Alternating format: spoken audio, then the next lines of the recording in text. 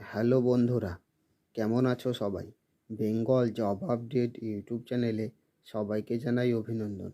আজ আবার একটি সম্পূর্ণ নতুন চাকরির বিজ্ঞপ্তি নিয়ে চলে এসেছি তোমাদের সামনে।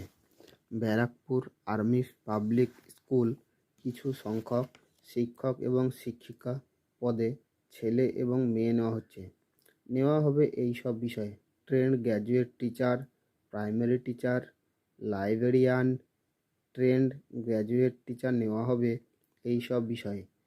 English, Hindi, math, social science, Sanskrit, physical education, computer science.